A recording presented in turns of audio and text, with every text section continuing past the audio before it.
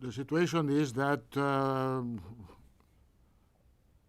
we are pleased to renew the contract of Digne because it is he is an important player for us, for the present and for the future. And I think that the club and our director is going to talk to him. If you were to be able to get him to sign a new contract, that would be another big statement by the club, wouldn't it? Yeah, but I think that there will not be it will not be a problem to renew the contract to Digne because he is happy to be here and we are happy with him. There was also a rumour yesterday that Gabamin may have suffered another injury setback. Is that true? How is he doing? Is he making a good is he making good progress still? The truth is that the Gabamin is back and we are looking for him in this day. We want to do a proper enter for him in the squad, and so we take our time because he had a lot of injuries, and so we have to take care carefully for him. But no setback? No setback, no. And is James definitely available for this game against Manchester United? And if so, how difficult a decision is it, given the way the team has played, and in particular how well Alex Iwobi has done in that role on the right-hand side?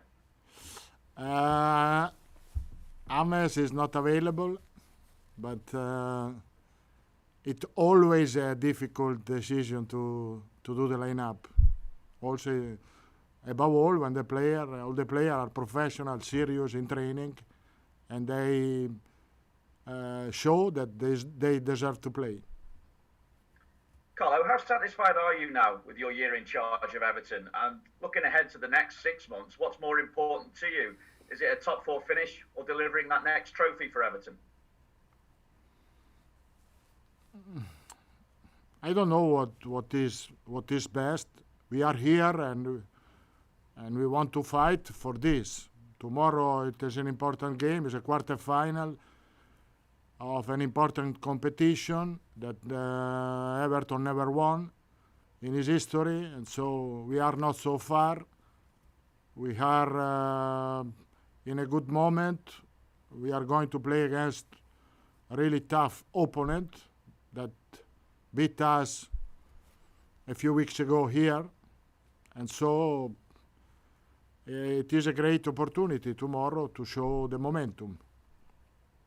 We saw Bruno Fernandes in that game at Goodison hit 2. It's 9 in his last 10 appearances for Manchester United. So what did you learn about him? What did you learn about Manchester United from that first game at Goodison?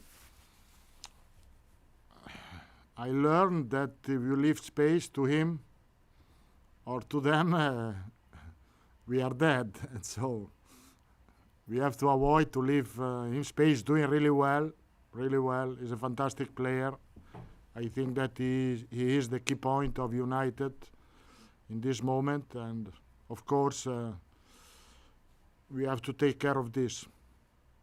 This is a different Everton side though, isn't it, at the moment, given the form that you're in to what they faced at Goodison Park? I think the fact that we can play at Goodison Park can be an advantage for sure, because the last 2 games with 2,000 supporters, but as I said, the performance of the team was really good. I think also for this reason, because we had support. And finally from me, Carlo, it's just away from the game, because obviously we've been told today that there are plans afoot for Premier League clubs to be tested for COVID twice a week now. Obviously for those clubs in Tier 4, it's happening straight away. What importance do you put on that, given the new variant of the virus that's out there, and taking into account the safety of your players? I think that the protocol that the Premier League and the government put on place to restart the season was really good, and so I think that if they decide to be tested 2 times a week, we have to do without problem, without any doubt. The protocol is working because we are able to play games.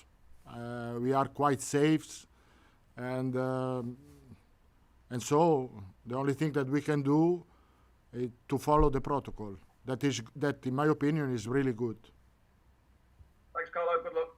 Thank you. Ian Kennedy, please. Hi, Carlo.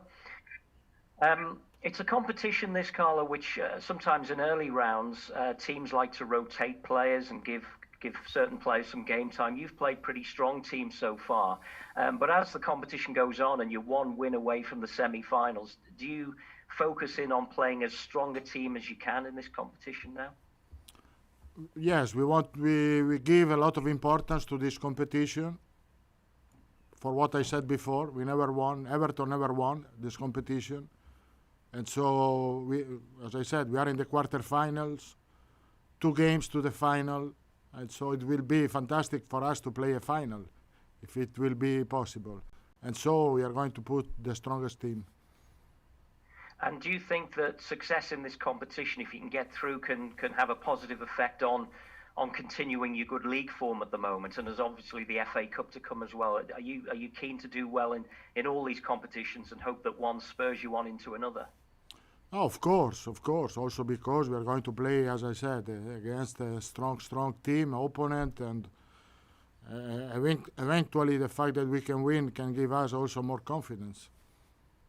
It's a balancing act, though, I suppose, for this game, in the sense that you've got a busy period coming up. You've got Sheffield United, you've got Manchester City, West Ham. It's how you keep everyone fit and fresh. It is really difficult, but we have to adapt to this. For all the teams, it's difficult. This moment is a busy period. We have to manage injury. We have to manage players tired. But I think we have a squad that we are able to manage this. It will be difficult, but for all the teams, it's the same. And just finally, for me, just going on to United, how impressed have you been with them recently? And it seems like they've had a lot of criticism this season, and yet in the Premier League, if they win the game in hand, they're right up there, a couple of points behind Liverpool. So they've crept up on everyone, it seems, recently. It's a team that in general did really well. The fact that they went out to the Champions League maybe affected a little bit the supporters, but Man United is a fantastic team. They are doing really well in the Premier League. They are close to the first position, and they won a lot of games away. Players with top quality. So it is the season for them and for the teams that were in Europa League or in Champions League. It was really busy time. Really busy time. And sometimes you are not able to keep all the time the top level. Thank you. Carl Markham, please. Hi, Carlo. Ciao. Just to go back to James, you've always said you take it day by day with his injury. This will be the 4th game he's now missed. Is there a concern that the problem is slightly worse than you maybe thought it was? No, we are not concerned. We are sad because James is an important player for us, but if he's not able to play, if he's not ready, we don't have to push and to force him to come back. We have to wait a little bit, and that he's going to recover well and properly, because the season finish in May, and it's not only for James but for all the players. They need to have a proper rehab to avoid problem in the future, and maybe when the season will be more important than now.